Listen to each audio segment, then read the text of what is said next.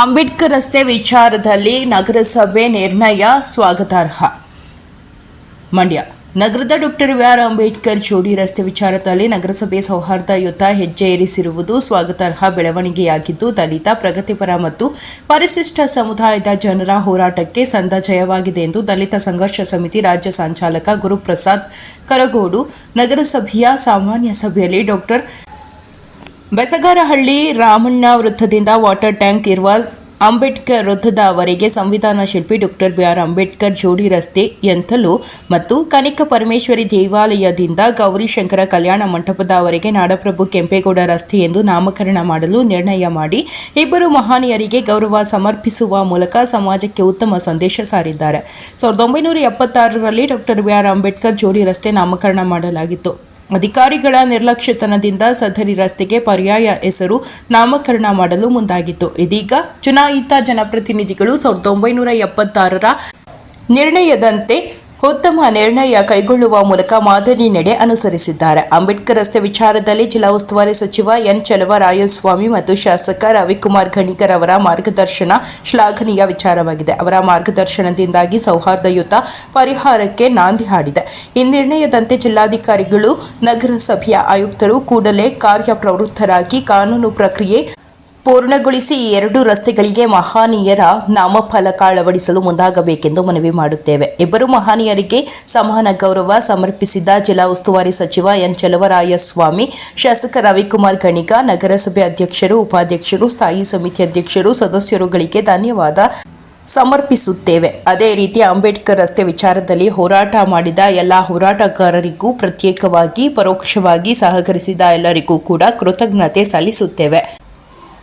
ಮುಂದಿನ ದಿನಗಳಲ್ಲಿಯೂ ದಲಿತ, ಪ್ರಗತಿಪರ ಹಾಗೂ ಸಮುದಾಯದ ಜನತೆ ಒಗ್ಗಟ್ಟಿನ ಹೆಜ್ಜೆ ಮುನ್ನಡೆಸಲು ಆಶಿಸುತ್ತೇವೆ. ನಗರಸಭೆ ಮಾಜಿ ಅಧ್ಯಕ್ಷೆ ವಿಜಯಲಕ್ಷ್ಮಿ, ರಘು ನಂದನ್, ಪರಿಶಿಷ್ಟ ಜಾತಿ ಪರಿಶಿಷ್ಟ ವರ್ಗ ನಿವೃತ್ತ ನೌಕರರ ಸಂಘದ ಗುರುಮೂರ್ತಿ, ನಗರಸಭೆ ಸದಸ್ಯರಾದ MC Shivaprakash, MN Sridhar, Geetha Kumaraswamy, Shashikala Prakash, T Harish Kumar, ಜೆಡಿಎಸ್ನ ಎಂಎಲ್ ತುಳಸೀಧರ್, ಕರ್ನಾಟಕ ರಾಜ್ಯ ದಲಿತ ಸಂಘರ್ಷ ಸಮಿತಿಯ ಎಂವಿ ಕೃಷ್ಣ ಉಪಸ್ಥಿತರಿದ್ದರು.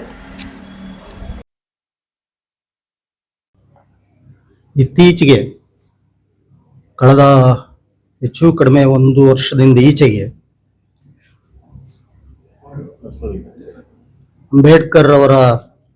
ಅಂಬೇಡ್ಕರ್ ರಸ್ತೆ ಕುರಿತಂತೆ ಸ್ವಲ್ಪ ವಿವಾದಾತ್ಮಕವಾದಂಥ, ಅನಪೇಕ್ಷಿತವಾದಂಥ ಕೆಲವು ಘಟನೆಗಳು, ಕೆಲವು ವಿಚಾರಗಳು ಒಂದು ರೀತಿಯ ಪ್ರಕ್ಷುಬ್ಧ ವಾತಾವರಣಕ್ಕೆ ಈಡಾಗಬಹುದಾದಂಥ ಒಂದು ವಾತಾವರಣವನ್ನು ಸೃಷ್ಟಿ ಮಾಡಿತ್ತು.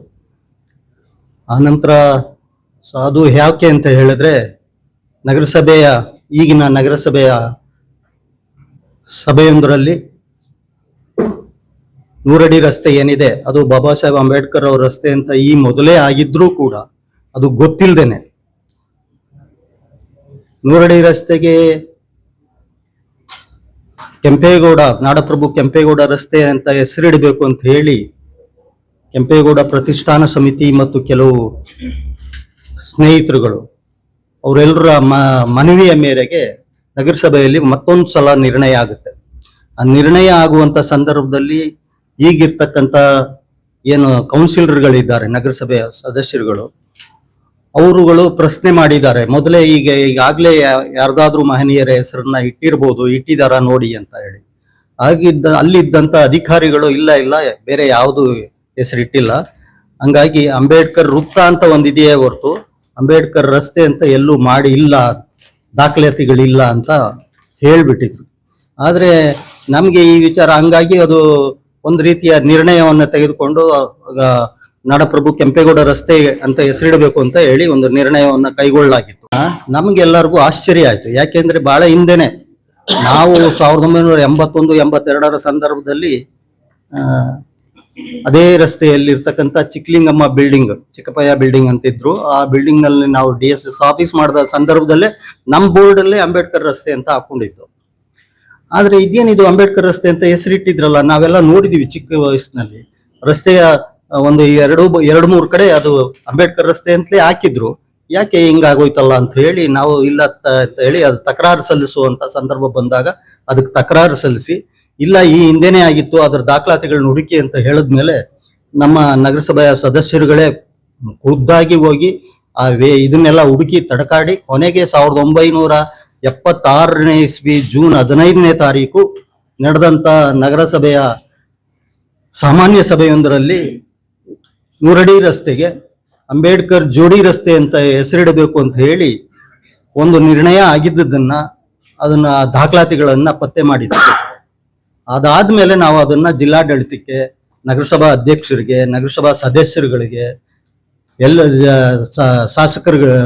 ಶಾಸಕರಾದಂಥ ಈಗ ಗಣಿಗ ರವಿಕುಮಾರ್ ಅವರಿಗೆ ಮತ್ತು ಉಸ್ತುವಾರಿ ಸಚಿವರಾಗಿದ್ದಂಥ ಎನ್ ಚಲುವರಾಯಸ್ವಾಮಿ ಅವರಿಗೆ ಎಲ್ಲರಿಗೂ ಕೂಡ ಮನವರಿಕೆ ಮಾಡಿಕೊಟ್ಟು, ಇಲ್ಲ ಈಗಾಗಲೇ ಅಂಬೇಡ್ಕರ್ ಅಂತ ಹೆಸರಿಟ್ಟಿರುವಾಗ ಇನ್ನೊಂದು ಹೆಸರನ್ನ ಈಗ ನಾಡಪ್ರಭು ಕೆಂಪೇಗೌಡ ರಸ್ತೆ ಅಂತ ಹೇಳಿ ಅಂಬೇಡ್ಕರ್ ರಸ್ತೆಗೆ ಪರ್ಯಾಯ ಹೆಸರನ್ನ ಸೂಚಿಸಿದ್ರೆ ಅದು ಎರಡೂ ಮಹನೀಯರಿಗೆ ಮಾಡುವಂತ ಅಪಮಾನ ಆಗುತ್ತೆ.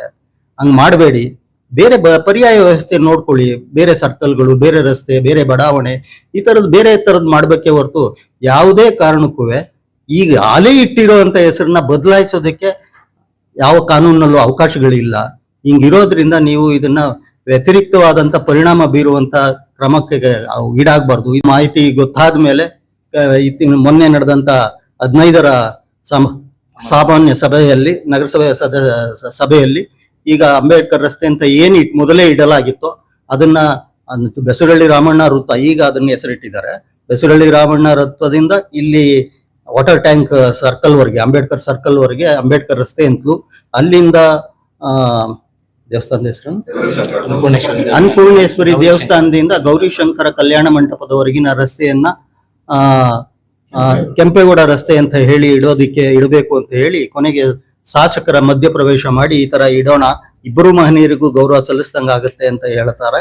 ಆ ಸಂದರ್ಭದಲ್ಲಿ ಇಡೀ ಸದಸ್ಯರೆಲ್ಲರೂ ಕೂಡ ಮೇಜ್ ಕುಟ್ಟಿ ಅದನ್ನ ಸ್ವಾಗತಿಸ್ತಾರೆ. ಆದ್ರೆ ಒಂದಿಬ್ರು ಸದಸ್ಯರು ಬಹುಶಃ ಅವರಿಗೆ ಮಾಹಿತಿಯ ಕೊರತೆ ಮತ್ತು ಬೇರೆ ಕಾರಣಗಳಿಂದಾಗಿ ಇಬ್ಬರು ಸದಸ್ಯರುಗಳು ಅದನ್ನ ವಿರೋಧ ಮಾಡ್ತಾರೆ. ಇಲ್ಲ, ಇದನ್ನ 2 ಭಾಗ ಮಾಡಿ, ಅಂಬೇಡ್ಕರ್ ರಸ್ತೆ ಅಂತ ಏನಿದೆ ಈಗ ಅದನ್ನ 2 ಭಾಗ ಮಾಡಿ, ಒಂದು ಭಾಗಕ್ಕೆ ಇಟ್ಕೊಂಡು ಇನ್ನೊಂದು ಭಾಗಕ್ಕೆ ಕೆಂಪೇಗೌಡ ರಸ್ತೆಗೆ ಅಂತ ಹೇಳಿ ಇಡಿ ಅಂತ ಹೇಳ್ತಾರೆ. ಆದ್ರೆ ಅದು ಸರಿ ಇಲ್ಲ, ಕಾನೂನು ಬದ್ಧ ಅಲ್ಲ, ಅದು ತಪ್ಪಾಗುತ್ತೆ ಅಂತ ಹೇಳಿ ಮನವರಿಕೆ ಮಾಡಿಕೊಡ್ತಾರೆ. ಹಾಗಾಗಿ ಒಂದು ಬಹುಮತದ ತೀರ್ಮಾನ, ಈಗ ಅಂಬೇಡ್ಕರ್ ರಸ್ತೆ ಇಡಬೇಕು ಅಂತ ಹೇಳಿ ಒಂದು ತೀರ್ಮಾನ ಆಗಿದೆ. ಆ ತೀರ್ಮಾನದ ಪ್ರಕಾರ ಇನ್ನೂ ಒಂದಷ್ಟು ಬಾಕಿ ಇವೆಲ್ಲ ಇದಾವೆ, ನಡಾವಳಿಗಳು ನಡಿಬೇಕಾಗಿದೆ. ಅದನ್ನ ತಕರಾರು ಅರ್ಜಿಗಳನ್ನು ಕೇಳಬೇಕಾಗ್ತದೆ. ಸಾರ್ವಜನಿಕರು ಅದು ಪೊಲೀಸ್ ಠಾಣೆಗೆ ಬರಬೇಕು. ಪೊಲೀಸ್ ಠಾಣೆಗೆ ಯಾರಾದ್ರೂ ಇದ್ರೆ ಅದ್ರ ಬಗ್ಗೆ ತಕರಾರುಗಳಿದ್ರೆ ಸಲ್ಲಿಸಬೇಕಾಗುತ್ತೆ. ಅದೆಲ್ಲ ಆದ್ಮೇಲೆ ನಗರಾಭಿವೃದ್ಧಿ ಇಲಾಖೆಗೆ ಹೋಗ್ತದೆ. ನಗರಾಭಿವೃದ್ಧಿ ಇಲಾಖೆಯಲ್ಲಿ ತೀರ್ಮಾನ ಆದ್ಮೇಲೆ ಅದನ್ನ ಈ ತರ ಮಾಡ್ಬೇಕು ಅಂತ ಇದೆ. ಹಾಗಾಗಿ ಈಗ 2 ಮಹನೀಯರ ಹೆಸರುಗಳನ್ನ ಅಲ್ಲಿ ಕಳಿಸೋದು ಅಂತಕ್ಕಂತ ಒಂದು